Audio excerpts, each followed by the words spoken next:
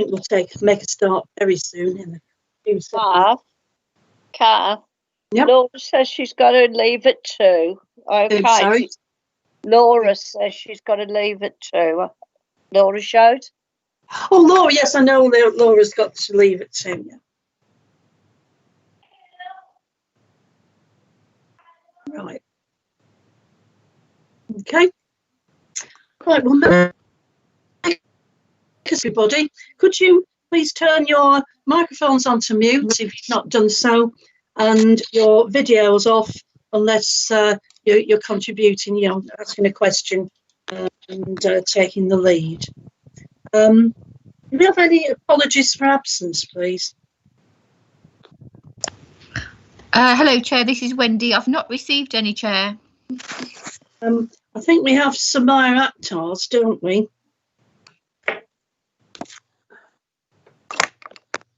Any others? Mohammed Fazal, I believe, too. Chairman? No? Are there any other apologies? You'll have to put your microphones back on if you want to give them. No?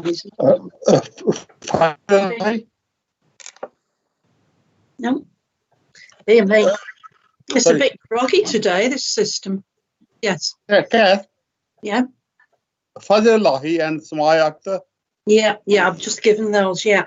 So no others, okay. Are there any declarations of interest? No? Let us know if you spot any as we go along. Chair's comments. My first comments relate to this being the first TDC of our municipal year. I just want to relate to operations and planning work that's been going on as part of the COVID-19 work. We've got the bus network is operating at just about nearly 100% of the pre-emergency mileage. Vehicles reduced to approximately 50% because of the social distancing. There's enough capacity, certainly on most services, to meet passenger demand, but the operators and TfWM and so on are planning ahead to look at any anticipated and actual increase in demand, particularly around September. I'll come on to the school travel at the end of Chair's remarks, or whether Pete Bond, would it be, or Anne Shaw would want to expand on the briefing paper that we've got. That's due for item 6, isn't it? Right, so we also have TfWM's own operational activities at bus stations and travel centres, contact centre. They've all been running throughout the emergency. Frontline staff, helping customers, especially key workers who are making essential journeys, looking after health and safety aspects, social distancing, and giving out face coverings at key at bus stations and key interchanges. There are enhanced cleaning regimes all over the Transport for West Midlands estate, at stops, etc. And staff are out visiting the busier settings. For example, the Chelmsley Wood interchange, Coventry City Centre and Colmore Row in particular, to advise passengers. Working closely with the Safer Travel Police on face covering enforcement. And we've heard that over 500 passengers were picked up for not wearing a face covering, as at about just over 2 weeks ago. Most of them complying by covering their faces or not getting on board, so on. And I do believe that they found in tackling people who wouldn't wear a face covering, they found people, as per usual, who are actually guilty of other crimes, perhaps not even to do with public transport. Okay, the next phase will be about gearing up for September. So it's Matters Arising will look at the school travel developments, working with education providers and travel operators to plan for the expected increase in patronage. So they're the operational matters of what's been going on. And I have to say at this stage, we really must thank our Transport for the West Midlands teams across the board, at Summer Lane and so on and beyond, in the stations and the travel centres, and the operators and all concerned with seeing us through this difficult period and helping to build our capacity for the recovery. I would like to pick up now. We've got something on the Emergency Travel Fund, which I won't bring up now. The Strategic Transport Board, which has been set up in response to the Transport Governance Review, has now met 3 times. I've attended the last 2 such meetings, and I must say I found them extremely useful in that it's enabled me to actually link up with the Cabinet members for transport in the 7 districts and our transport lead, Councillor Ward, at the combined authority level, to look at what's coming up and what part we will play as a transport delivery committee as part of that. That's it for now. The Active Travel Fund has been working with local authorities. This is we've got a question on this later, so we can catch up on that. What's happening? What is happening about Tranche 2? Electric buses in all of this sort of emergency and disappointment. We have actually seen on the 5th of July electric buses coming onto the network. The number 6 to Solihull. Is in Coventry, all manufactured by Alexander Dennis and operated by National Express. So that's very pleasing to see. There seems to be light at the end of the tunnel for us. So it's all about responding to climate change and improve air quality, of course, and moving to 0 carbon emissions. This is very important. We welcome them. But a better deal for bus users. Transport for West Midlands have now received a detailed breakdown of the 24.225 million awarded from the Better Deal for Buses Fund from the Transport for the Department for Transport to improve utilise bus priority measures. And this will go towards the first cross-city bus services across Birmingham, Sandwell and Dudley. Programme for these are being worked up, and we'll be sharing them with you at future meetings. Park and Ride at Bradley Lane has been shortlisted in 2 categories for the Brownfields Awards of this year, and the best project preparatory work. It's been shortlisted within, and the best infrastructure project for Bradley Lane again. This one, you think that it seemed to go all pear-shaped when the first contractor, had to go into receivership or pull out of the project. That we can actually, through a united determination, get shortlisted for these awards. So we'll be looking forward to receiving news of that. Okay. As I say, we'll look at the school travel arrangements. I think at Matters Arising, is Pete there to pick this up? I am, Kath. Yes. Yeah. Okay. We'll do it at Matters Arising.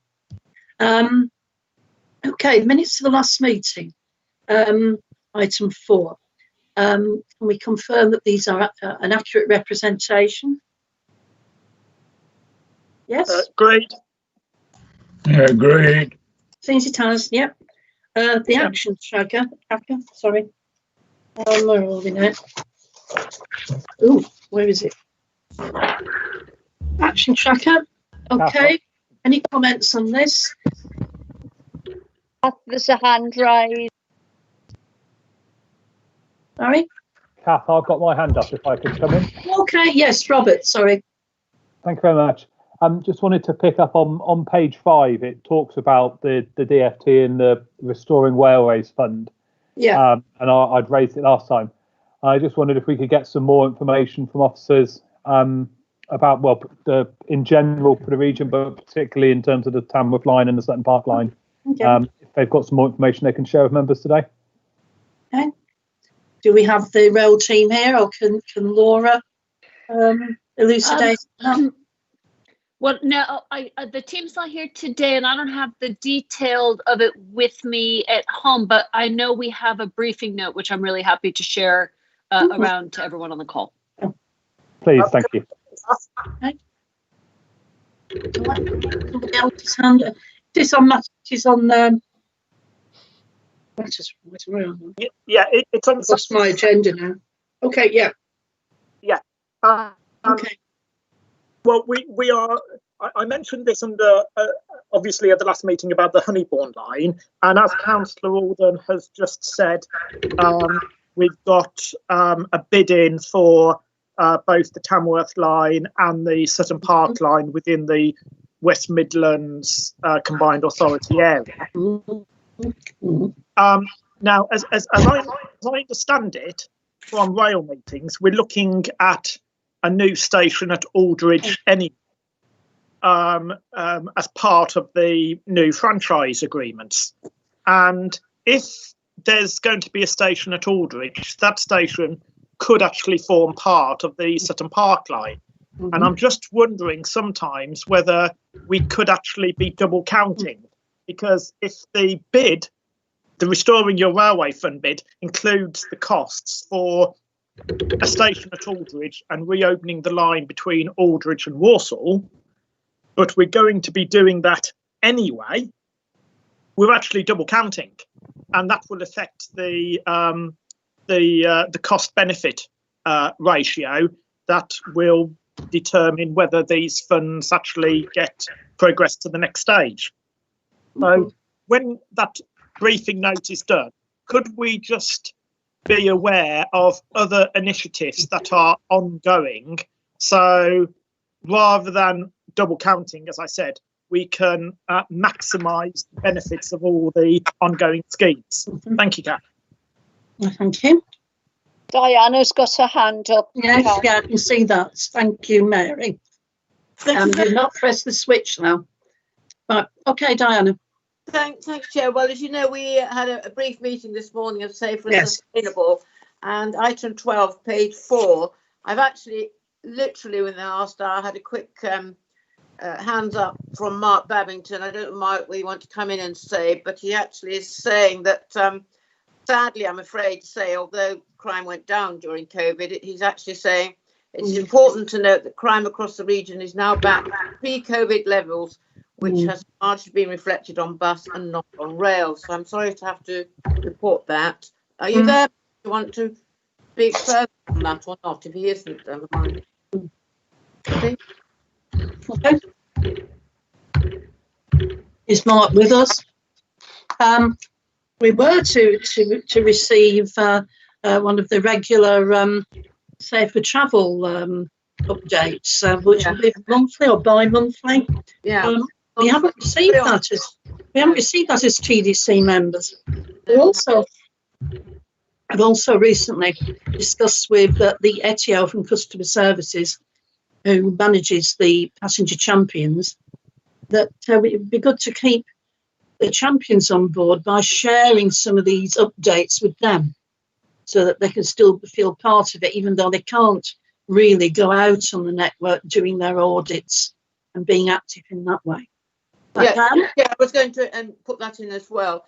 I think Hannah's there, so all I could say maybe on our behalf is she'd look into both those with Mark, and we'll see if we can get this regular briefing that we did ask for. If that's okay. Yep. It's fine. Any other matters arising? No? Okay, let's move on. I have no correspondence. Oh, yes, there is. There's the school travel, briefing. Pete? Thanks, Kath. Just to pick up, there's a briefing note that's been circulated that hopefully everybody's seen and had a chance to look at. That's largely given around the school travel restart is obviously the next big timescale across the wider public transport network that we need to look to manage quite significantly. As we've said, we've had lots of restart dates for certain things, all of which we're pleased to be able to say have been managed in a very structured way, and that the impacts of those have been less than anticipated. But I don't think any of us are under any illusion that the September restart date will be quite a significant point in the public transport calendar, given that some, particularly on bus, we've seen this weekend passenger numbers reduce, going back to those levels that you mentioned in Chair's remarks, around 45+% of pre-COVID patronage. Of course, this is a wider public transport network element, so the briefing note is setting out that we're working on this through national government, who are looking at ensuring that they understand what our travel demand management plans and proposals are, and we're currently preparing a questionnaire to go back to, or response to go back to the Department for Transport by this Wednesday, as requested by them and as set out. But it also sets out some of the key measures that we're undertaking on the rail network, and understanding of the pre-COVID-19 movements, and the expected timetables and how they will manage the anticipated numbers. Similarly with Metro, of course, we've got the one line and a very good handle on engagement with schools along that line to understand what the pre-COVID-19 movements are, and also what we anticipate happening in September. We've written out to all schools across the region, because then, as you would anticipate, the largest movement of school children on the public transport network is, of course, bus, and trying to work with all of those establishments to understand what they expect and anticipate in terms of numbers.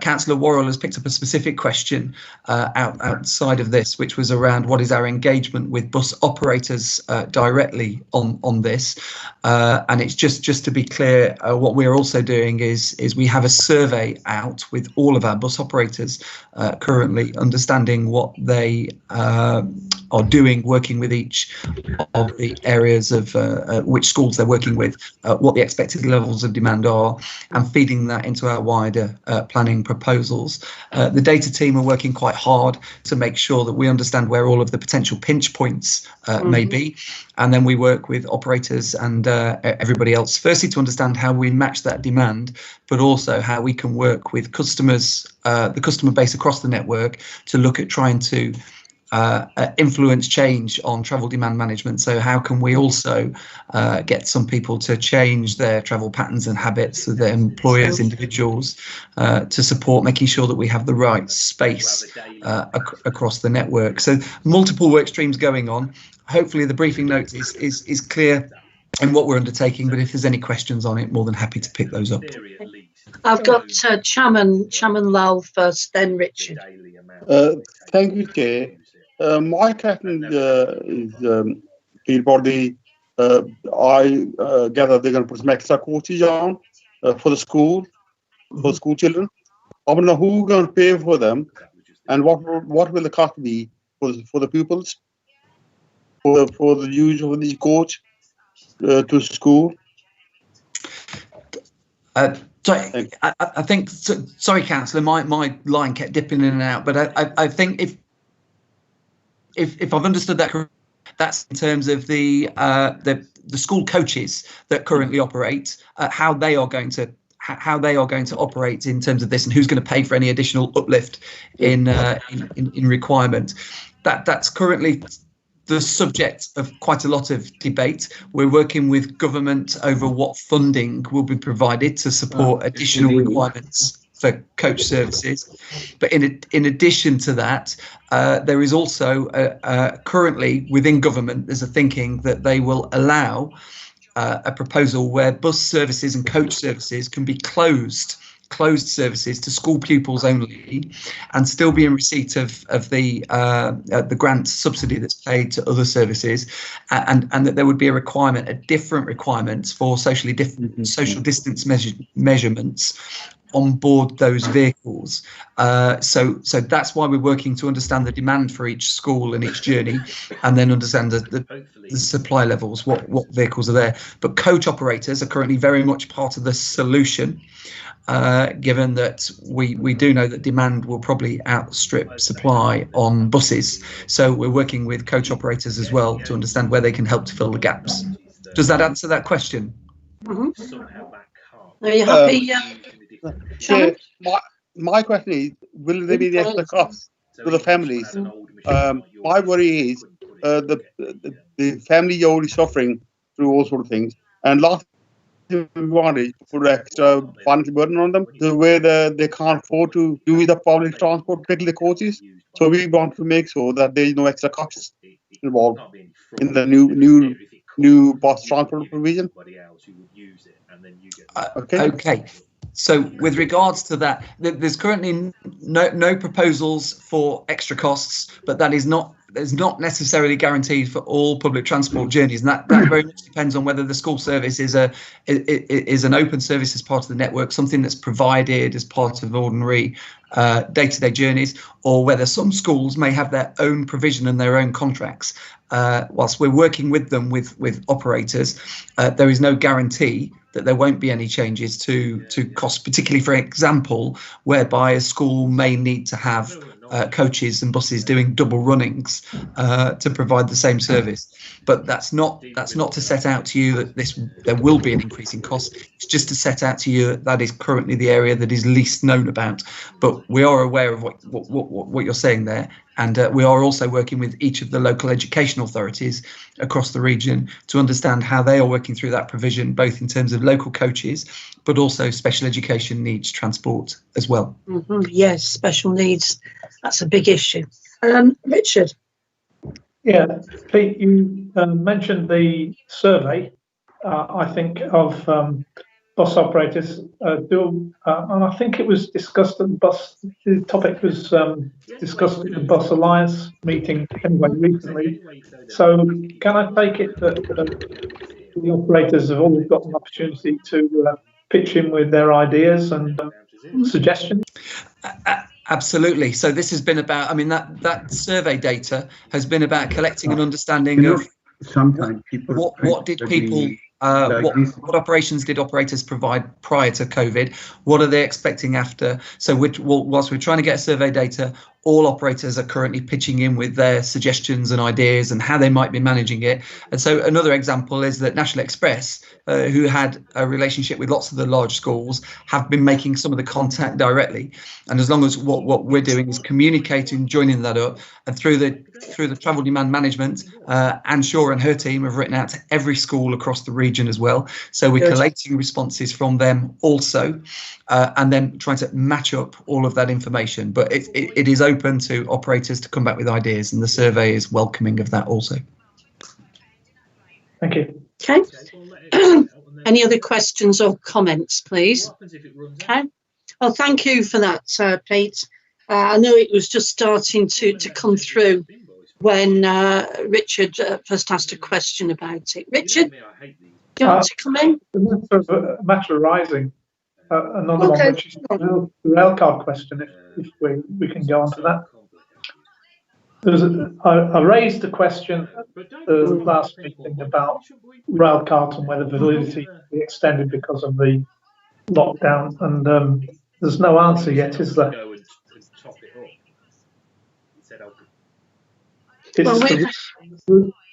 I've been told it was also raised in Parliament, but I don't think there's an answer. Don't think there was a full answer. Not that I'm aware of. No. Likewise. I don't think that's been solved yet nationally. No.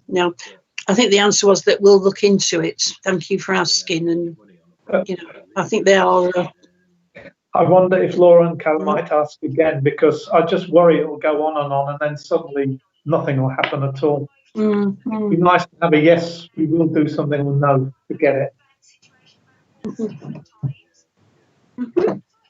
Can we ask that question again, please? Thank you. Absolutely. Any other matters arising? No? Well, thank you all. I've no correspondence or petitions, so let's move on to item 8, financial monitoring report. Pervez, do you want to start off on that? Yeah, thank you, Chair. Obviously, this report is the first of the regular financial monitoring reports presented for consideration by the committee for the 2020-21 financial year, and reports expenditure up to 31st May 2020. Madam Chairman, the year-to-date revenue position up to the end of May 2020 reflects an adverse variance of £132,000, primarily as a result of income drop owing to the COVID-19 pandemic. It is anticipated that income will be impacted for some months, albeit at a gradually lower level. The DFT has confirmed short-term funding for Metro in the form of Light Rail Restart Grant, intended to provide financial support to enable services to continue while needing to implement social distancing measures. The grant is estimated to provide £3.7 million worth of support for Metro for the period up to 3rd August 2020. As to capital budget, there is a favourable variance of £12.6 million on the overall Transport for West Midlands capital programme, which is primarily made up of the following variation. Number 1, Wensbury to Brierley Hill Metro extension, which is £3.4 million favourable, reflecting the impact of COVID-19 restrictions. Number 2 is Birmingham Eastside Metro extension, £1.2 million favourable, reflecting HS2 utility diversions not commenced due to the final sign-off of the development agreement being later than planned. Number 3 is Birmingham Westside Metro extension, which is £0.9 million favourable, reflecting the impact of COVID-19 restrictions. Work is expected to catch up in the coming months. Number 4 is Commonwealth Games Programme, £3.3 million favourable. The main variances being the A45 Sprint scheme, which is £1.6 million favourable, and the A34 Sprint scheme, which is £1.3 million favourable, as a result of COVID-19 restriction. Number 5 is the Grants to Local Authorities programme, which is £2.7 million favourable. The main variance being the HS2 UK Central interchange, owing to costs being lower than anticipated, coupled with impact of COVID-19. And with that, Madam Chairman, I hand over to Louise or Linda. Thank you. Right. Hi, I don't think we've got Linda on the call, so I've got nothing to add to Councillor Akhtar's commentary. Thank you. Thank you. Okay, any questions or comments? Who's that with a hand up though? No? Come on. Any questions? I see at 2.5 there's a high level reforecast due now for the year, and we'll be picking that up in September, I guess, after it's been to the Combined Authority Board on Friday. Can you press your little hand? Someone's got a hand in front of his face. I don't know who it is. It's Ted Richards, Chairman. Oh, Ted, yes. You're Yeah. first then. I'm just some concern over the capital expenditure, which shows that the program's 12.6 million below budget of 31 million. I know it's early in the year, but it always worries me the fact that we've got a situation already where we're underspending, and it's interesting to note that the comments made there'll be no change to the annual budget. I'm just wondering whether, in reality, that's going to be the case. I recognise there are problems because of COVID-19, but it worries me that in the context it also says about it needs time to develop these schemes. Well, surely we're not putting schemes in the budget that aren't going to be developed in time. And we've got a history going back many years, as the West Midlands, so we can never spend what we're allocated. And when we're at the same time trying to compete for funds for different things, it sends out the wrong message. So I just would like some comments on that, please. Okay. Comments, please. So shall I pick that up to start with? So I totally understand your comments, Councillor Richards. Effectively, I think because we're in unprecedented territory now with the COVID-19 pandemic, I think we were anticipating that we would be in this position. However, during the next few weeks, we'll be updating the forecast. So throughout July, there'll be some additional work going on to forecast more accurately what we think the expenditure will be on the capital schemes, bringing into account the impact of COVID-19 as well. So the next report to the committee in September will provide a much clearer update, but I totally take on board your comments. Absolutely. Thank you. Any other questions? Diana, was your hand up earlier? Yeah, I've done it trying. Here we go. My friend Ted in, that's all. Okay. Right. Any other comments, please? Well, we'll look at with interest at the reforecasting in September. Thank you all. Okay, let's move on to the capital programme delivery monitoring report. Pervez? Thank you, Chair. Once again, it's me. Chairman, I would like to present to the committee the Capital Programme Delivery Monitoring Report. The committee is recommended to note achievements since the 8th June meeting of the Transport Delivery Committee. Also to note the progress of deliverable and outturn of the 2019-20 Capital Programme, and note where indicated any variation from the baseline programme. Madam Chairman, as we know, all of us know, we continue in unprecedented times with COVID-19 pandemic. There continues to be positive progress against several projects within the capital programme. I would like to highlight the following achievements which have been completed during June. Number 1, University Station.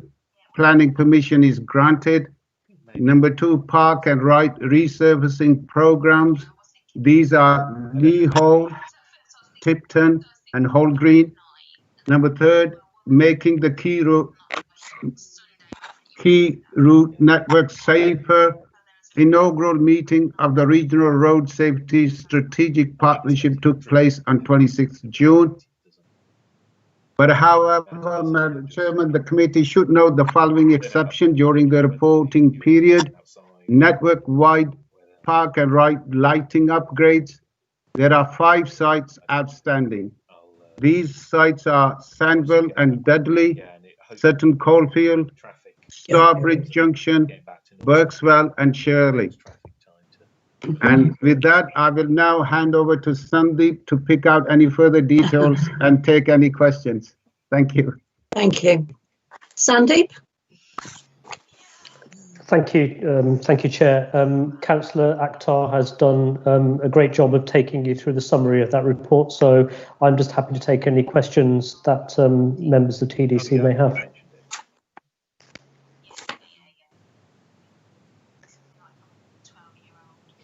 You're all right leaving it for you. Got you. You're all right, for a couple of hours. Okay. Any questions? Shaman, your hand was up first. Yeah. Yeah, Chair, thank you for this report, Sandeep and Praved. My question is, Sandeep, I understand that the utility companies are already giving emergency response. So is that the case? Is that impacting on our capital program? Or if they are working to emergency response only, when will they be offering their normal services to us? It says utility companies, I understand they're already doing the emergency works. They're not offering the normal statutory works. Is that the case? For the projects we're working on, that isn't a concern that we have. We are contracting with a range of utility companies for undertaking the diversions that are needed for some of the projects that we are currently working on. So that isn't a concern that is, or a risk that is currently flagged at the moment. The work is being programmed as per the overarching schedules that we have already developed. The metro, it would hit upon it, the metro works, wouldn't it? The diverting of statutory services. The response that I've given, Councillor, is limited to the experience that we've got at the moment of working on the 2 sprint corridors. Okay. We have not had an issue with contracting for utility diversions, which are scheduled to take place as per programme. Also, I'm pleased to hear that. That's good. It's Diana, then Richard now. Well, very quickly, Chair, Theresa, I know you've just said that university's got planning and everything. I just wanted for an update as to where we are with this, bearing in mind just so important to get it moving. Have we had any reports back for the, it's gone out to tender and stuff, hasn't it? I just wondered if we could have a further update, bearing in mind how important this is for the games in a couple of years' time. Thank you, Chair. Absolutely, Councillor. So yes, this is an absolutely important project. So the work is continuing. There is still negotiation and competitive dialogue going on with contractors for the actual build of the station, which is in line with the overall programme. And the anticipated delivery of the scheme in terms of having a provision of the station for the Commonwealth Games is still on track. This is an important scheme, not just for the Commonwealth Games, but for the much broader introduction of much needed capacity at University Station and the wider growth and regeneration around the hospital and the wider master plan for that area. So yes, absolutely, it is a key scheme. I know there is no one here from the rail team today, but what we probably can provide is just an updated briefing note for that particular station, just to show where we are and how we're making progress. That's helpful, Chair. As you well know, we've all taken a big interest in this. Thank you. Yes, we certainly have. Richard. Thank you, Chair. Sandeep, a couple of items on the programme summary. The first is Snow Hill third access. It says awaiting grip for closeout, so it's on hold. But wasn't there an issue anyway about City Council wanting to redevelop? So what's the up to date? Because it's actually one that I'd really love to see happening, but I'm worried that it's going to take an awful long time. Yeah, so, and this is just so when we discussed this, and it was the early part of this year actually, where we agreed that we would put this scheme on hold, but we would take it to a point where we would close out the GRIP 4 work. That is fairly imminent, and I will chase that up with the rail team as well. But yes, I mean, the reason for that was there is a much broader redevelopment opportunity in that area, which TDC supported back in probably January or February this year. But like we said at that time, it was to get the scheme to a point and we would close out at GRIP 4, and then at least then we've got something should we be able to resurrect any of that work for any future proposals. But I will check with the team. That should hopefully be completed fairly soon, and we can then take that off the actual summary to say that that scheme is formally closed down for now, awaiting the further opportunities. That's okay. Is that okay? Okay, thank you. Any other questions or comments? I have a question, Chair. Who's that? Oh, Tim. Tim, yes. Yeah. Yeah. Well, unfortunately, it's more than one question. Okay. Question one, following on from what Diana has said, University Station, even if it is on track, the completion date is in the dashboard is May 2022, which gives very little room for error when the game starts July 2022. And, you know, you would expect, as we've said, given the unprecedented times, there to be delays because of the unprecedented times. So how certain are we that the May 2022 completion date is actually going to be adhered to? The second is around Perry Bar railway station. If I read the dashboard correctly, we haven't even got planning consent yet. And obviously, it's not just the railway station, but the bus rail interchange, which will be used by Sprint as well. So again, are we confident that that will be completed in time for the Commonwealth Games? Because there's very little room for error. And the third point, picking up on the last comment by Councillor Worrell, is, and I appreciate the rail team isn't here, but the restoration of platform 4 at Snow Hill, where are we with that in terms of a capital scheme? Because we can't do anything regarding deferred access, as you pointed out, until we've resolved what happened with the restoration of platform 4.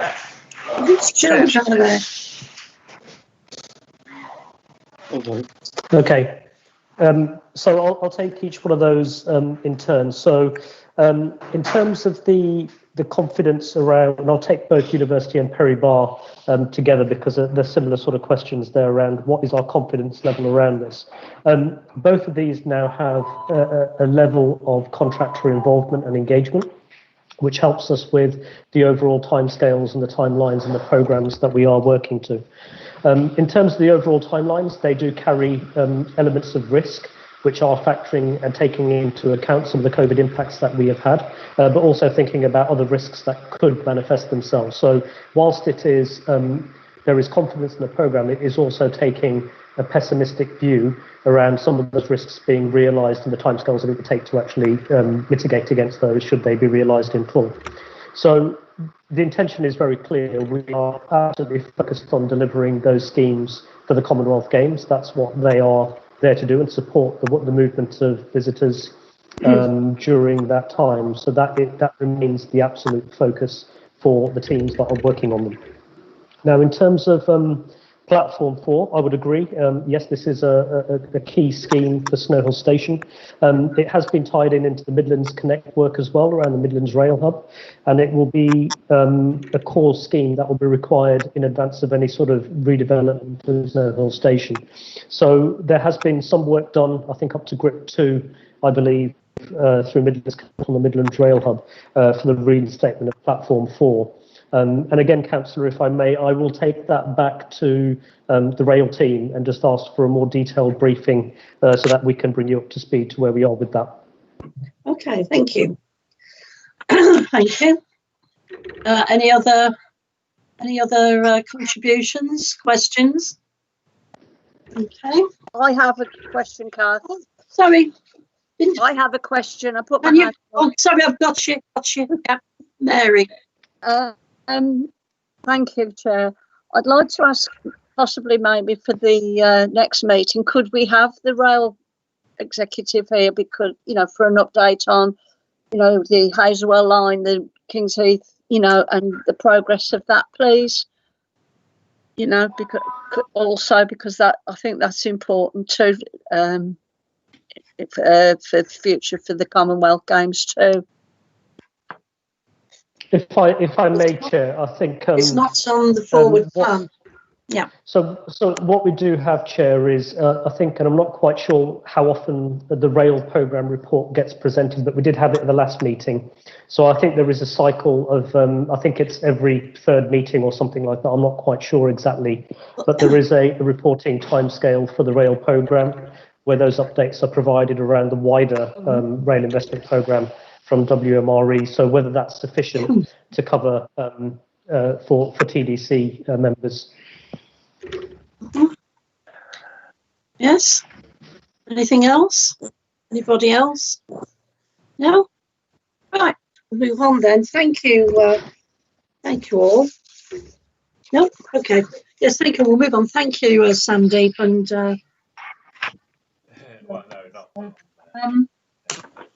right, we've got a briefing note now on the impact of COVID-19 on Midlands Metro. It is something that we thought we were going to have at the last meeting, but I think the last meeting agenda proved to be pretty full.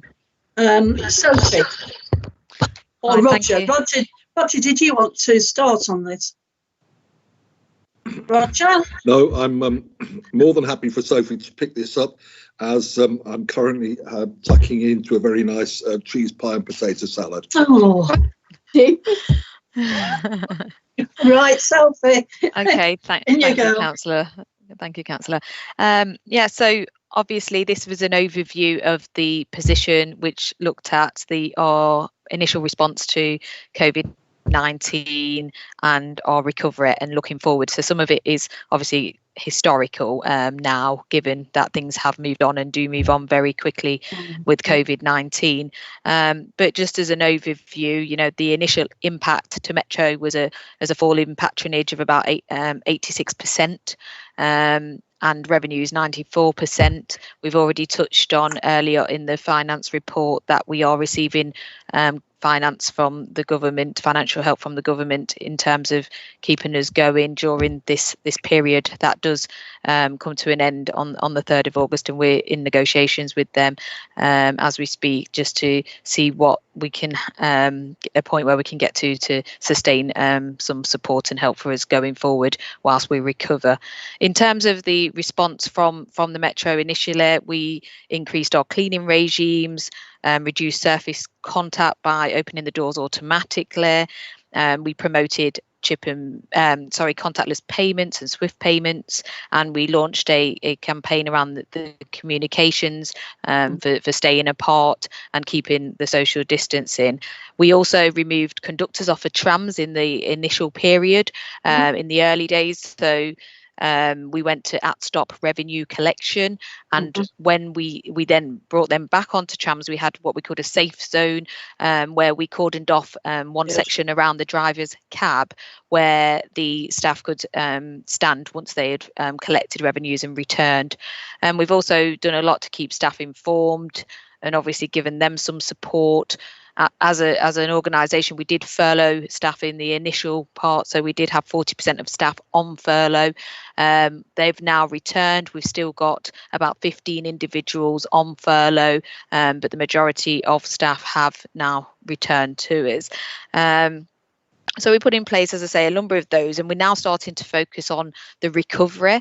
And as part of the recovery, we've gone through a number of initiatives. So we've got a safety video out there which advises customers what they can do to help themselves and what we're doing on Metro to keep them safe. So that's on our social media and our website.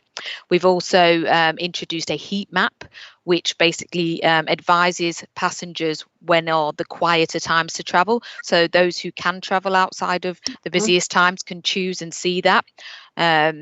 One of the other things we are currently in the process of doing and hope to launch in the next couple of weeks is an intent to travel on the app. So that's where customers can advise us and fill in a short form on the app and advise us when they intend to travel, so we can use that data to understand what might be coming, because we obviously have a lot of historical data because we have passenger counts on doors, so we can see what people have where people have travelled, but we're looking forward thinking.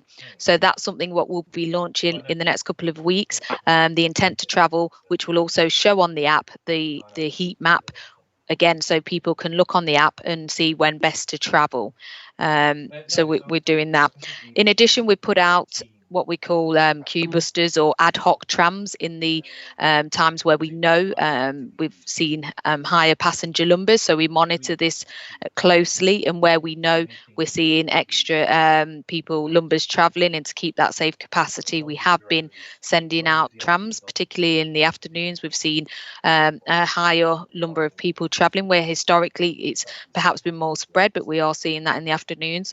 So we've been sending out extra trams then, and we'll continue to do so. We've been doing some passenger counts ourselves, so we do go out and do random checks on trams to see what the numbers are looking like, and just trying to keep ahead of the game, so we've got as much information as we can to help inform what that service will look like. In terms of the current provision, we are operating a 12-minute headway frequency, so we are planning to go back to what will be our pre-COVID timetable at the latest the 30th of August. But obviously, if demand dictates, we will look to do that before.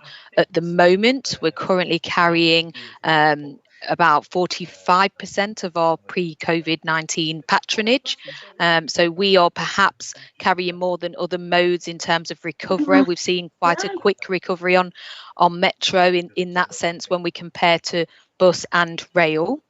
So we continue to monitor that. We have had a survey as well in terms of what people think about how they are reassured, which Transport for West Midlands have done.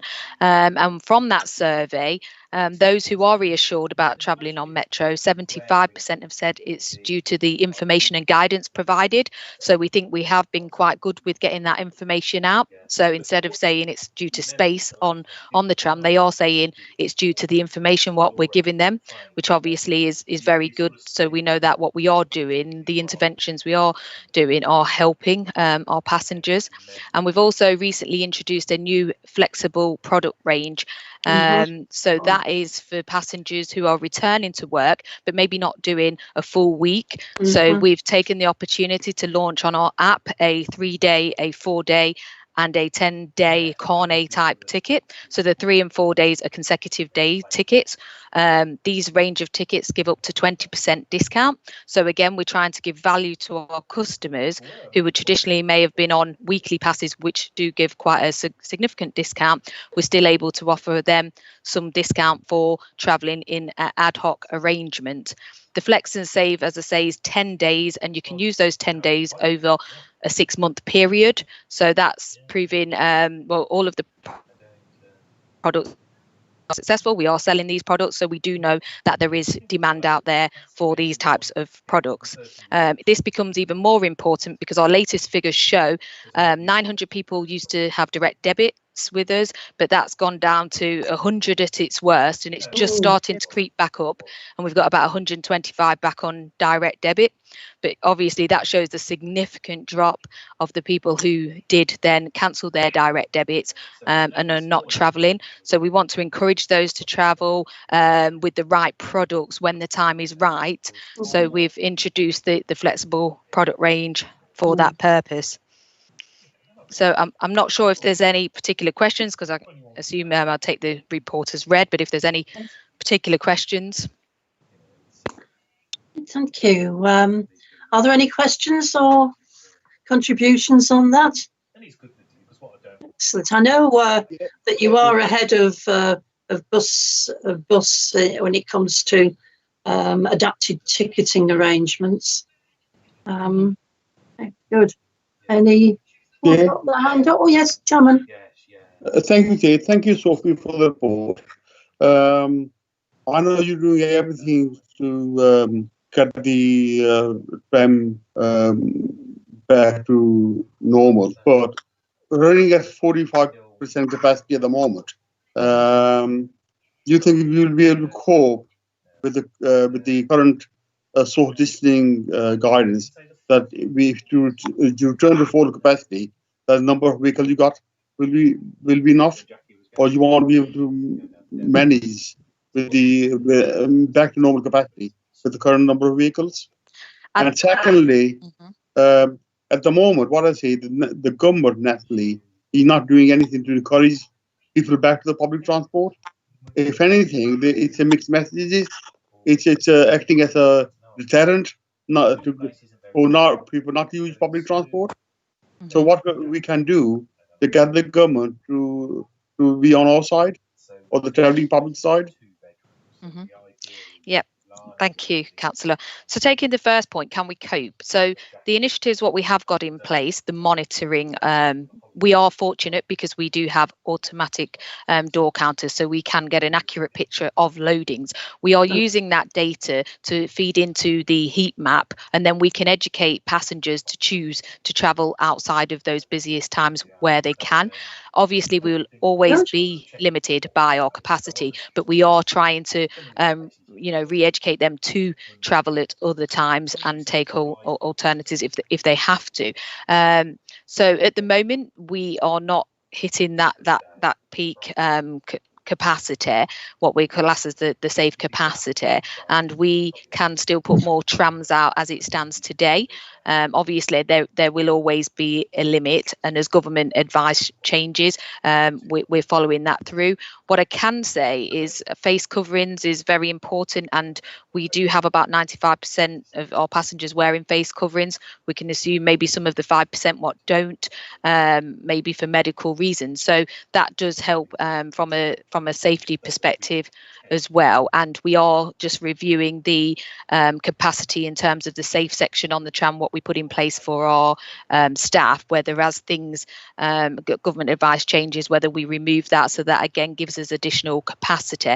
And we are able to respond in terms of sending out these ad hoc trams where we do know we have busier times. So we are targeting our service around that as well, and working with the RTCC, who are on a reroute message where they are trying to reroute people as well. If they think parts of the general transport network are too busy, they will try to encourage people to use alternative routes and modes to spread the capacity across the network. So we're part of that working group to help with that. The second part about the deterrent, I noticed, Laura, you've got your hand up. I don't know if you wanted to comment on that. Yeah, Laura? yes, I did. If you Yes. don't mind. Thank you, Chair. Thanks, Sophie. So this is something that we're working on nationally, just so that everyone on the committee is aware, which is to try to change the current messaging. We lobbied hard for the changes that were made on Friday to stop the restriction of people using it. But also pushing hard for a national campaign that can pick up that it is safe to travel on the network, because it is, and have even gone as far as suggesting perhaps even if the Prime Minister wanted to get on a bus, that would help people have confidence about returning to the network. But it's a really important change of messaging we need now to make sure that while we know that we can keep people safe, people are adhering to the face coverings, there's plenty of space on the network for people to travel safely, that we do make that proactive encouragement for people to return to public transport. Because if we don't, I think the implication is we'll very much see a car-based recovery, and probably a return to significant levels of congestion and poor air quality, which is not what anybody wants. Everybody is wanting a clean and green recovery. Chair, if I could come back. Chair, Yes. Yes. Thanks for this, Laura. I mean, that's very helpful. So at least you are trying to get the government nationally to give a better example for the public to get confidence back to use public transport. Do you think we as Combined Authority or TDC can have some sort of local campaign? So rather than depending on the government, we can do something ourselves. So we can go on a number of us at the senior offices, and the chair can go on a public transport journey, tram and bus or train to promote local transport. Well, I can't see that would hurt. Yes, as long as we remain in line with government guidance. Absolutely. And if members feel comfortable with it too, because as we've already noted, people are still wary about even coming out the front door. But I know that a team or more than one from Transport for the West Midlands, including Laura, I think Pete Bond's been out too, have been out on the network, taking stock of what's going on there for themselves. No reason why we shouldn't try it, perhaps a bit further on into August time, in September. But yes, that's something we could look to organising. Okay. Is that Richard. For Sophie and Laura, really, the guidance now has changed the requirement that it should be, public transport should be for essential travel only. I'd just like some, and that's, as I understand it, that's gone now, which is positive, because that is a real turn-off when you arrive at a public transport facility to be told your journey has to be essential. So can I take it that right across the modes, those notices are going to be changed ASAP, taken down and replaced with something more positive? Yes, we've already charted. We started changing the collateral on Friday. Okay, thank you. Okay. Any other more inputs, contributions? Raise your hand. No? Well, thank you for that, Sophie and Roger. It's good to know that things are progressing there, as well as that's even better than we expected. Thank you. Okay. Right, item 11. Diana, the cycling charter progress update. Thank you very much, Chair. Well, I think we're moving on quite well. We've got the cycling charter working well with our authorities, and we have the action plan.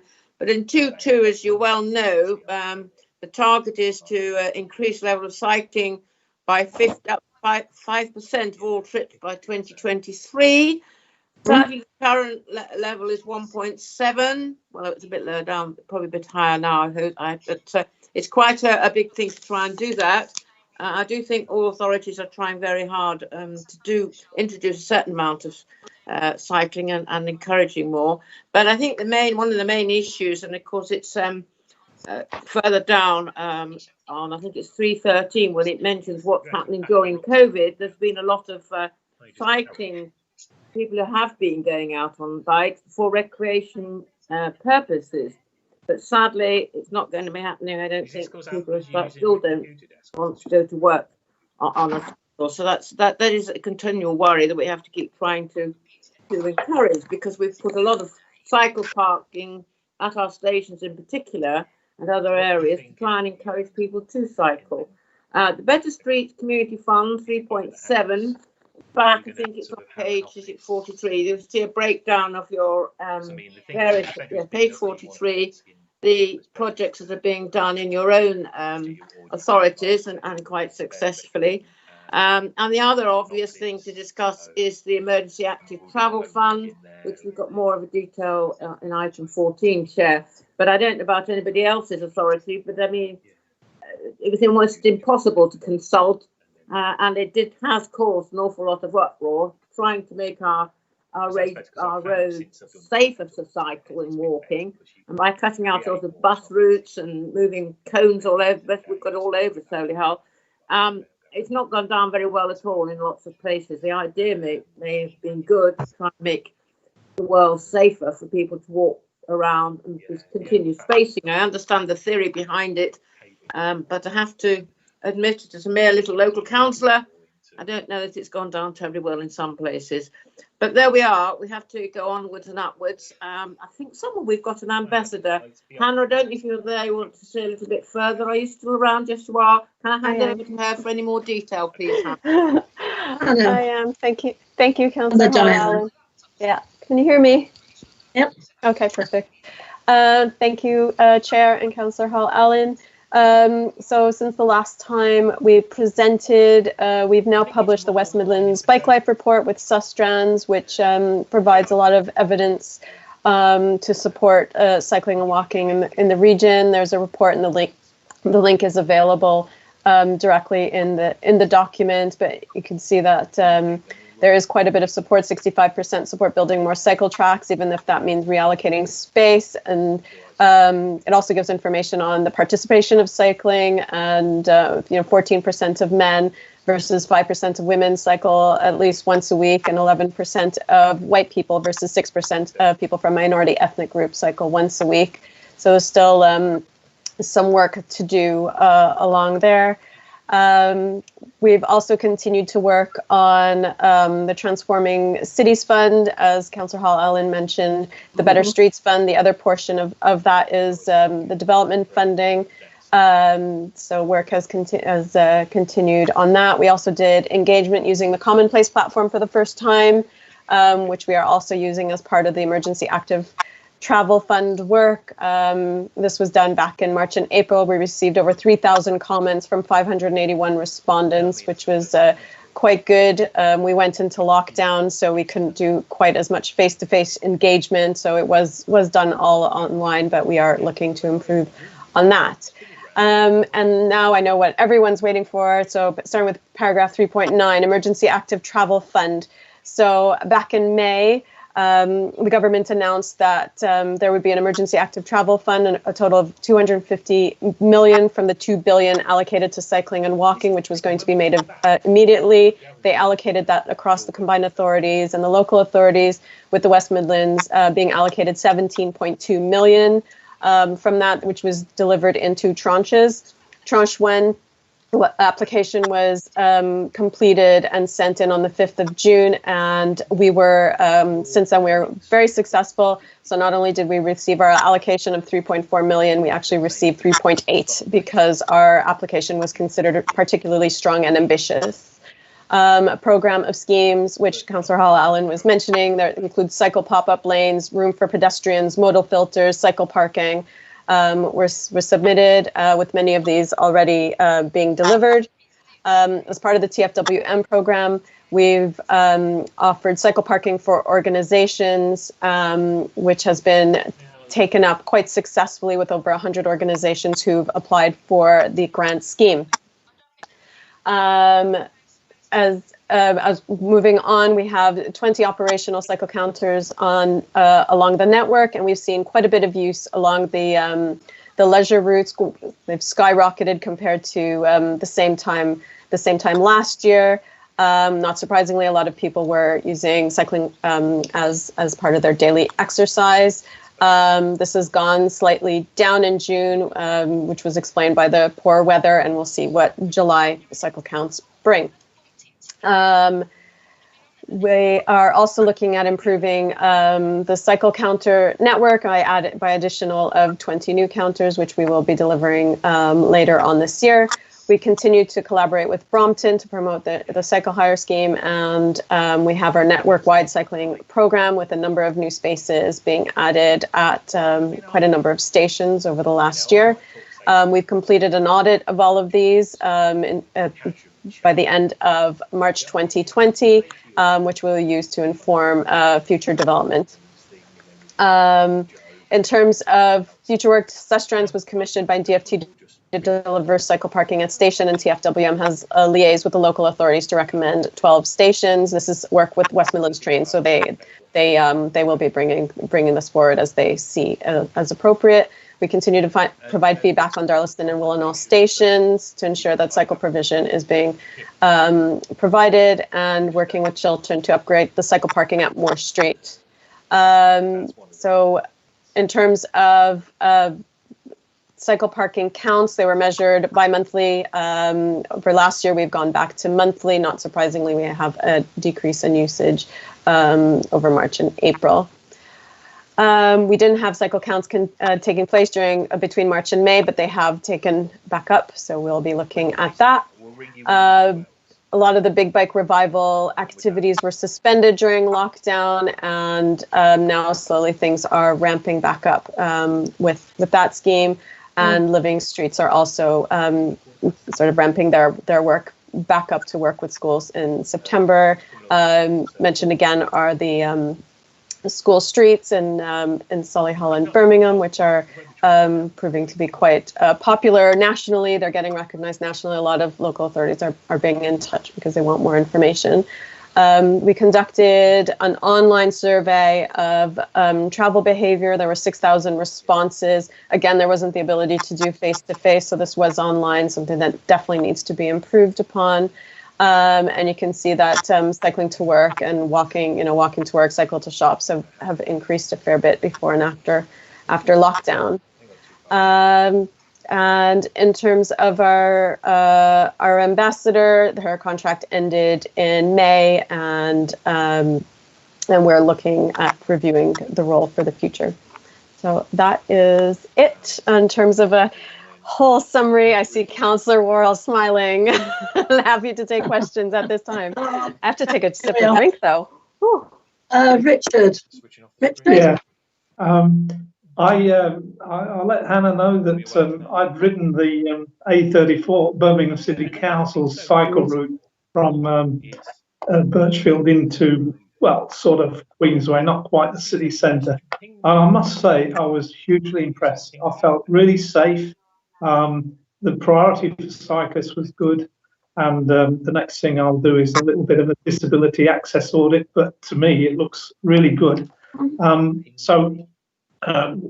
thing I'd like to say to any Sandwell and Walsall councillors here is that when the cycle route is extended north because of the Commonwealth Games, it would be nice to think that it would then go up to Scott Arms and into Walsall. But of course, that's largely in the gift of the leadership of the respective councils. Hopefully, they see that's a good thing. And then I think that what the City Council is going to do is to link the A34 route across the city to the A38 route down to Sullyoke and then down to Northfield. So there you have potential for a huge strategic north-south route on street, but also nicely safe for the users. So that's the one thing. The other thing I'd just like to mention is that under 4.3, apart from the A34 cycle route, Perry Bar to Alexander Stadium, we've got reference to Wednesbury to Bridle Hill Metro Corridor, access improvements at stops for cycling and walking. What I'd like to know is, it seems to me that it's actually from the bits of the proposed metro route that I've seen, that there's actually plenty of scope for, especially in the Dudley area, for the parallel cycle route along down from Dudley towards Bridle Hill. It would be nice to think that that opportunity would be taken. It would be even nicer to think that whenever a metro route or a sprint route is designed, there is also a fit for purpose adjacent cycle route right next door as far as physically possible. Thank you. Did you? Was that for comment, or was that a question, or for me to comment? I can take back your comments to Dudley around the Wednesbury Bridle Hill extension. In terms of the first portion of the development funding, it was looking at connectivity at the stops. But I will certainly take your comment forward to them. And as you know from the LCWIP, that there are a number of routes alongside the sprint that we're hoping to deliver as part of our future plans. Yeah. I have to come back on that, because you see what that item on Wednesbury to Bridle Hill Metro corridor access improvement, there is access improvement at stop for cycling and walking. Now, if it fits the cycle route to go to a stop, that's one thing. But what I think is actually important, see whether there's an opportunity to get a parallel cycle route in for as much of or all of the length of the route. And I think that's what we should be doing as a matter of course, if we possibly can. Thank you. No comment needed. Okay, thank you. Councillor Richard. Further questions? Comments? I see Councillor Richard's hand is up. Yeah. Ted, yes, okay. You can't come in through the normal channels. Yes, Ted. Okay. Well, so thanks very much, Chairman. Just two comments, really. One, an update on where we are with the Solihull walking strategy in Solihull. We are going to start some informal engagement later this year, with formal engagement, hopefully consultation next year. I do have concerns, though. With COVID-19, it's difficult to get proper consultation, and I'm always conscious of those people that aren't online or using social media, which is a concern that I have. And just one other comment, my sort of usual moan or concern, really. I'm increasingly becoming concerned with, I support more cycling, But, you know, the number of cyclists that are using the highway rather than where there is the opportunity to use cycle lanes, which to me is dangerous.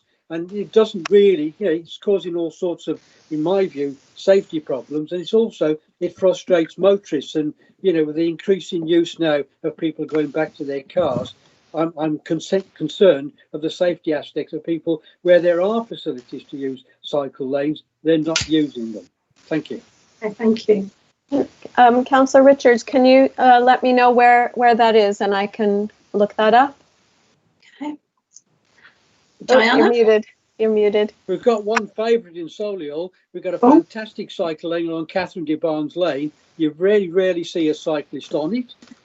They're on the highway, and equally through Chester Road, where we've developed a separate cycle lane through there. You're lucky if you see a cyclist on it. They just use the highway. Dear me. Well, we'll have to push them onto the lane, I think. Diana? Well, Chair, only very quickly, just to upset everybody, but it's coming up next time, the usage of e-scooters and so on. I do think it's at the moment. I won't bring it up now. I'll bring it up in a minute when we look at our future programme, but because I'm not quite sure where it sits. And if you recall at our pre-agenda, Chair, officers, Peter, I don't know if he's still there. I'm sorry, I don't mean to be rude, but you weren't quite sure where this sat. But anyway, they're not going to go away, and I don't know about anybody else. I nearly got knocked out the other day, but there you are. Otherwise, thanks, Hannah, for your support, and thanks, Chair. Thank you, Chair. Thank you, Councillor Hall-Allen. The scooters may not survive the pilot year. Let's wait and see. Is that? Are we done now? Oh, PB, Pete.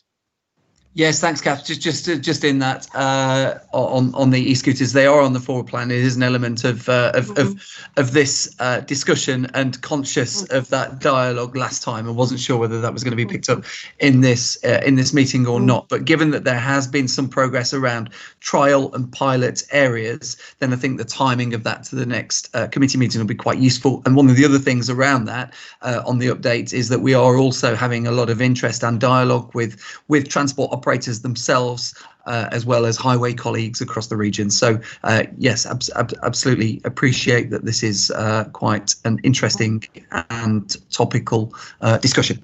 Absolutely. Thank you. Any further comments? Okay. Well, thank you all for that, Hannah and Diana and everyone else. Let's move on. Thank you. The report itself is in the name of Sandy.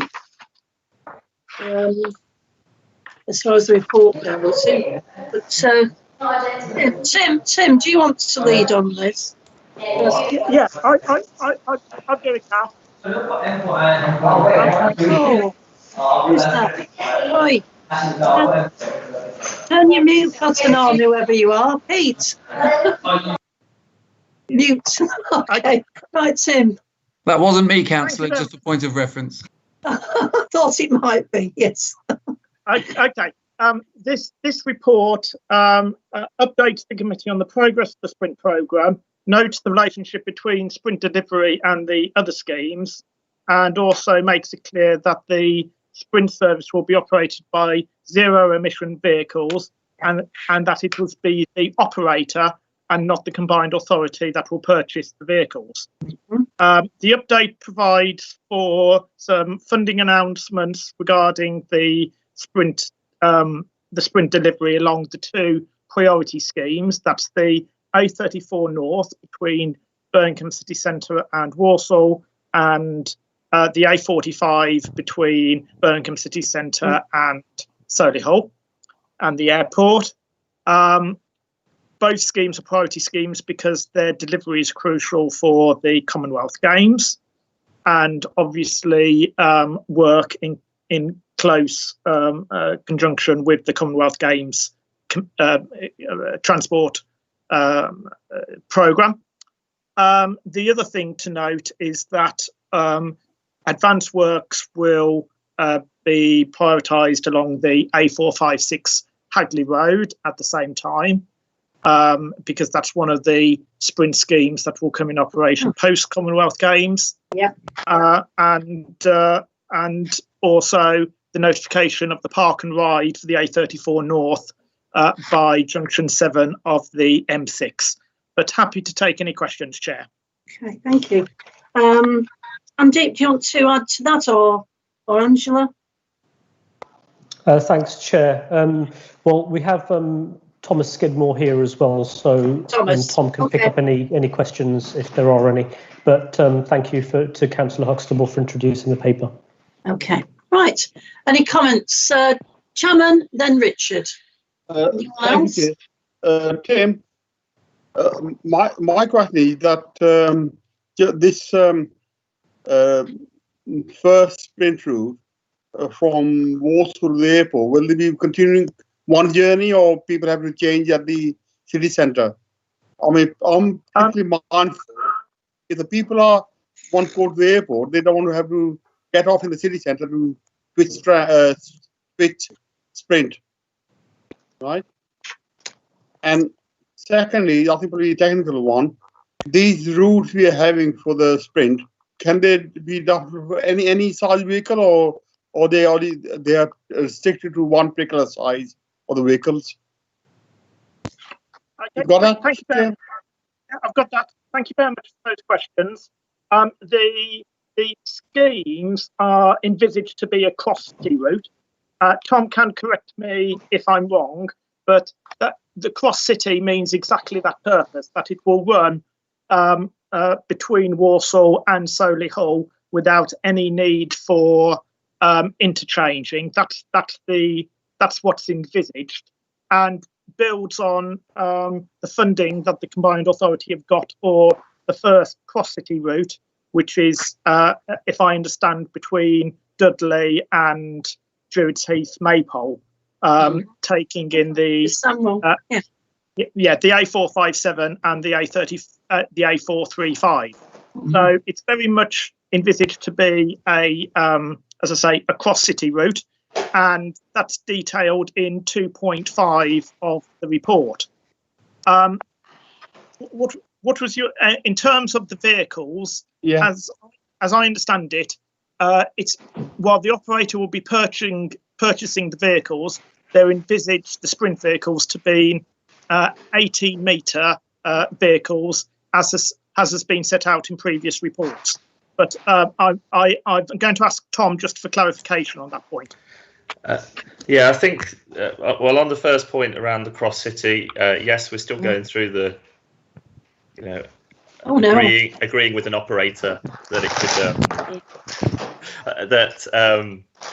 the exact service proposals in terms of going from Birmingham, sorry, there's a lot of noise in the background there, going from Warsaw to the airport and Warsaw to Solihull.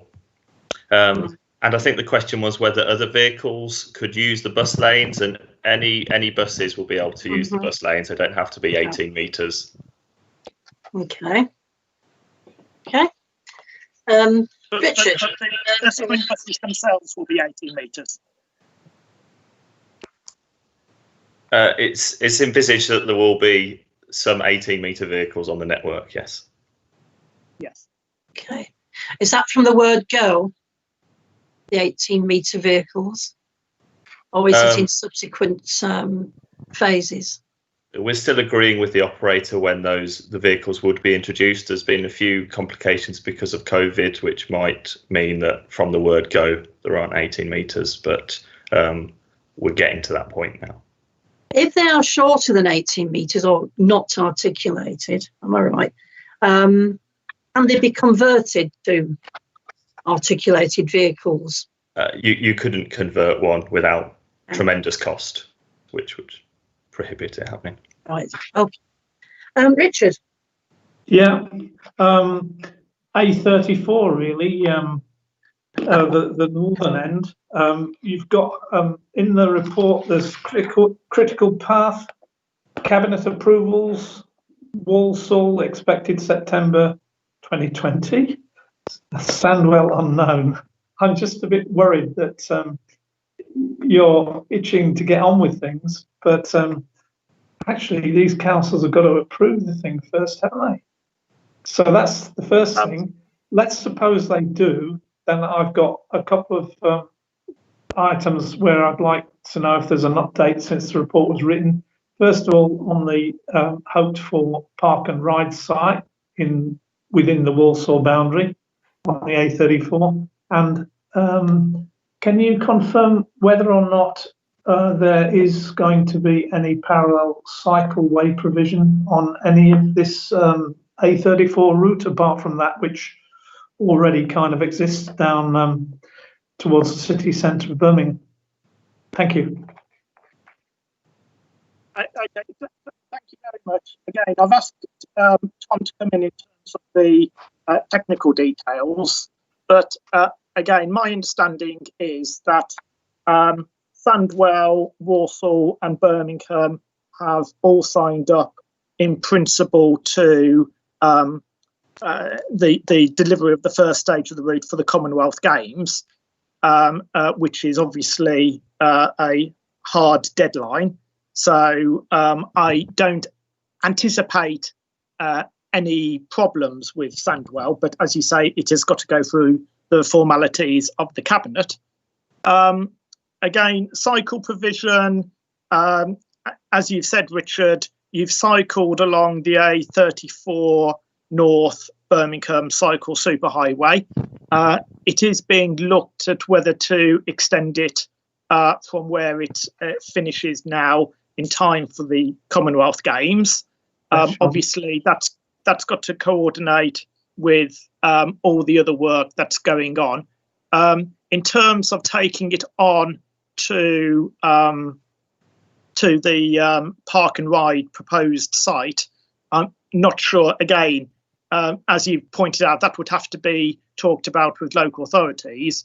But I'm informed that there will be excellent cycle provision at the park and ride, like there is at train park and rides, for people to cycle and then catch the bus if that's what they actually wanted to do.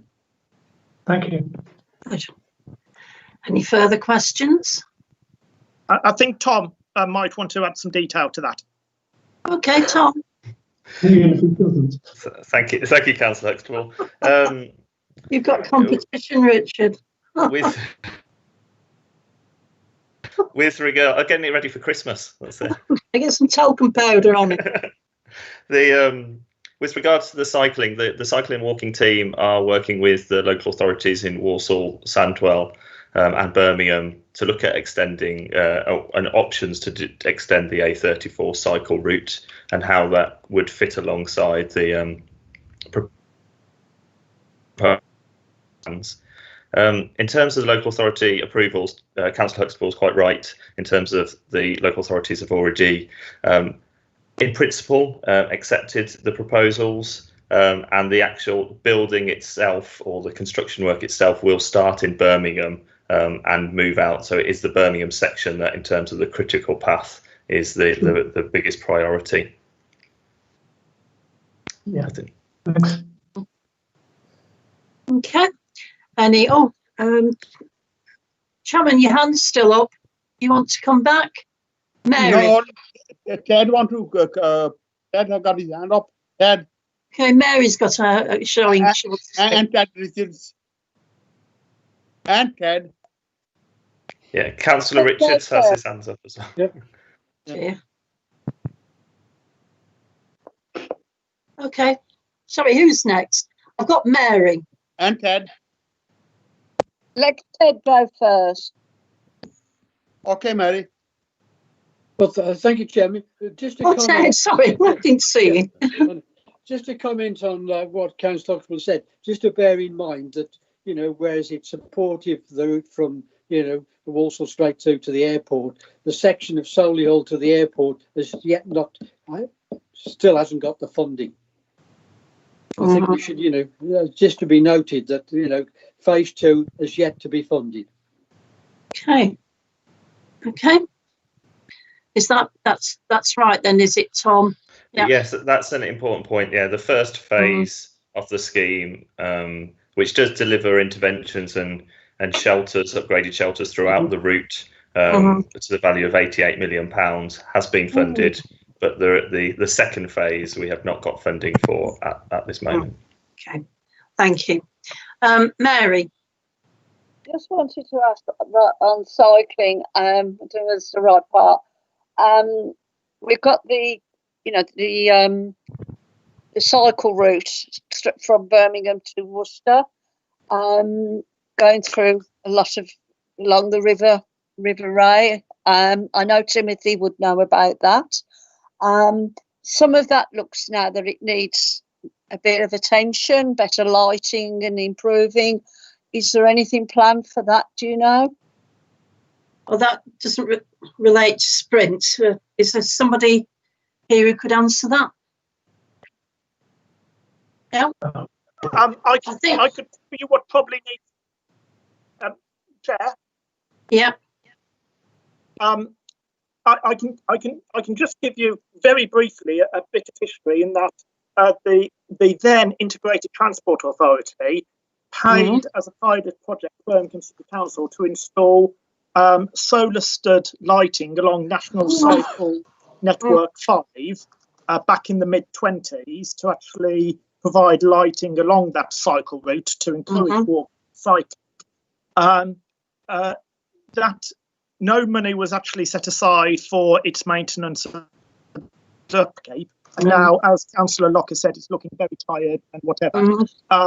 But there's a dispute because although the funding came initially through the Integrated Transport Authority, my understanding is that was then passed over to Birmingham City Council for the maintenance and upkeep. So there was a dispute as to whether it was included in the PFI highways project. So it's too complicated to answer now, but I would agree highly with it does need looking. What is somebody having a fight in somebody's house or office? Grief. Okay. Any other? Perhaps we could have a follow-up briefing on that. See what's happening there as a separate action. Are there any other comments and inputs on sprint? No? Okay, well, thank you, everybody concerned. Obviously, it is one of our top projects in the coming years, immediate years. Thank you very much. Moving on to item 13, we have no notice of motion, but at 14, perhaps only partly touched upon, we have a question on the Emergency Active Travel Fund from Richard. We've got a paper on it. Either Richard or Hannah or Sandy like to comment on it. I can. I'm happy to comment on it, or unless Sandy, if you want to, if you're still there. Hannah, happy for you to cover this. I'll do it. So there were two questions asked. I have too many windows open. I apologize for that. This is what happens when you have Teams open and you're trying to keep track of documents. So there are two questions asked by Councillor Worrell. The first one was in relation to the Emergency Active Travel Plan. Is TFWM able to advise the TDC on the full details listed by Metropolitan District Council of the recently approved Tranche 1 scheme? So this was sent in the briefing note that was listed. So that was all the schemes. Many of those have been delivered, and you can see those on street. So hopefully you are. I didn't know if you wanted to wait for me to do both questions, unless you wanted to comment on that one first, Councillor Worrell. No, he's shaking his head. Okay. The second question was DFT's timetable and criteria for Tranche 2. So, and we kept being told that it was imminent, and I apologize, Councillor Worrell, because they kept telling us it was imminent, so I just assumed imminent meant imminent. But we did eventually get our response, so we were invited to we now have an answer for that question. I didn't have an answer when we needed to submit this. So we have been invited to bid for the remainder of our funds of Tranche 2. And DFT have asked for us to be even more ambitious They set out guidance in terms of the types of schemes, which could be temporary or permanent measures for cycling and walking. They have said that this doesn't include any canal towpath or green routes at this time, that they're focusing on specifically on-road changes to cycling and walking, so that it makes it safer for cycling and walking. And we anticipate that the remainder of the $2 billion, which will be announced later this year, will allow for other types of routes as well. We have until the 7th of August to submit our schemes, which is again a little bit longer, but still a very tight timeline. And the local authorities will be submitting those to us for assessment to put through for our final application. Are there some like shovel-ready schemes that you know of? I would have thought there'd have been some there just waiting. Well, we do have the local cycling and walking infrastructure plans, as do some of the local authorities, and we anticipate that they will be looking at those as to influence what they will be putting forward. Richard? Yeah. He's mostly smiling. The last word here. The trench one, well, okay. I mean, I'd want to have a look at how good some of those are. And I think one of the issues here is it's all very well to stress the urgency and make sure that things happen. But the worry is that if there's a very short deadline for getting stuff together, are the district councils and East Transport for West Midlands kind of come up for a really good fit-for-purpose package for the bid? I'd like to hope so. The casualty of all this is that I don't see any scope at all with that short deadline for public involvement in suggesting what they think should be done. So, well, that's where we are with it. That's what comes down from the DFT, and that's what we have to stick to if we want to have a bid. Yes, that was strict criteria, wasn't it? Okay. I suppose the other thing I'd like to say on that is interesting what Councillor Richards said, because the last thing you want is to spend millions of pounds on routes that are not well used. That's why they've got to be absolutely well thought through, well designed, and actually deliver in terms of getting people on their bikes and onto those routes. If we spend all that money and they're barely used, then that is really a killer blow. And that's what I'm really, really worried about. Okay, fine. Are there any other follow-up questions or opinions? Okay. Well, thank you for that. We'll obviously be hearing more about that, I should think, by our next meeting in September. Thank you. We take a look at the forward plan. The September agenda is quite full. We had thought, we're minded to look at freight and Birmingham Airport in the November meeting to see how things are going there, what impact the emergency has had. Diana? Well, I need to go back on it. I've got a thing about these e-scooters, haven't I? Pete, you remember at our previous at our pre-meeting, e-scooters is up here. You didn't say, though, which group it's going under. I tried to give it to Hannah, and she was uproared. If I've got enough, so we don't want e-scooters in my portfolio. I just wonder where it's going to land. That was all, Chair. Oh, gosh. Come on. Where for e-scooters, then? Who's going to look after this portfolio, as it were? Oh, where does it lie? Which lead members group does it lie in? Cycling? We lost you, Pete. Where's he gone back there? Air quality resilience, perhaps? Resilience? Sorry, no, Councillor, sorry, no, I just raised my hand. Sorry, I wasn't. Oh, sorry, Pete, yes. But I think there is an element of what we've been trying to work through is how this relates to highways, how it relates to cycle lanes, and how it relates to general infrastructure. So I think if we may, I absolutely take the point, but given we've got the update, maybe we come with a proposal for the next discussion around that. Now that we are having dialogue with the local authorities, and also what's been the really important, one of the important dialogues taking place with authorities over the last 2 or 3 weeks is who has what role in leading this and supporting it. So maybe we can continue to digest that and come back with that proposal with the e-scooter update for the next meeting, and that will give us an opportunity to talk to relevant councillors in between through those reference groups. I mean, Chairman, Councillor Richard is really keen, you know. I know that. Solihull member at the Strategic Transport Board didn't seem too keen. Of course, it will be actually, the pilot will be up and running by the time we next meet.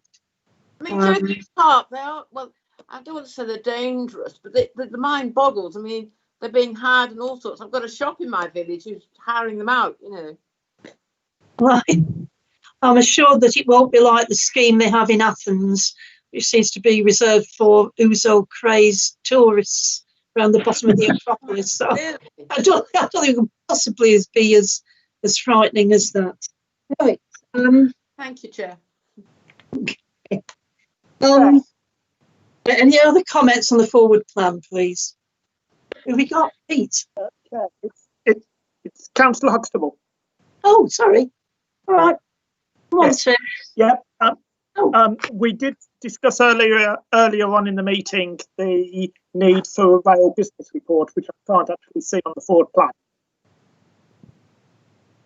Sorry, you went a bit sort of bubbly then. I think you may have a mobile phone too close to your laptop. No, okay. No, well, I wouldn't have thought so. I was saying that the rail business report, there's no mention of a rail business report in the near future on the forward plan. Oh, of course. And we did pick this up earlier on in the meeting. We did indeed. We must have a rail. And I've. I thought we had a rail report back in June. Before the meeting started. Right. Right, okay. Are you suggesting that we place it on the September agenda? I think it'd be a bit long between rail business reports to have it on the November agenda. Yes, yes. Or okay then. If, otherwise, we could. This is Roger's brief, of course. Yes. Roger, what are your feelings on this? You finished your cheese pie. He's gone to the pub. He's gone. Probably having his pudding. No, I have not. Whoever said that better get hold of a decent lawyer. Oh. Right. I think possibly we could push it on to September, but. I mean, one of the issues is, not a lot changes. And, we can get, if people want specific briefings, don't wait for a flaming meeting, get on to Malcolm and raise the issue with him. I mean, the idea that nothing happens between meetings.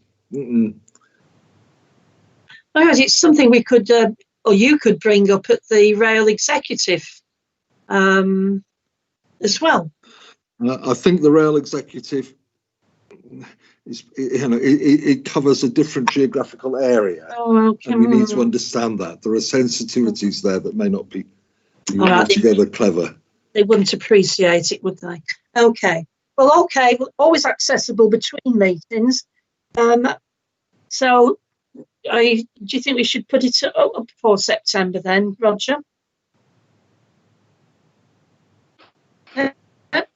Well, we will anyway. We've got a pre-agenda meeting coming up between then and now. Obviously, we can pursue it there. Thank you. Forward plan on the page. Date of the next meeting is the 14th of September, and we next have to exclude any press or public, so we can look at, for information purposes, the 3 transport themed reports going to the Combined Authority on Friday. Do we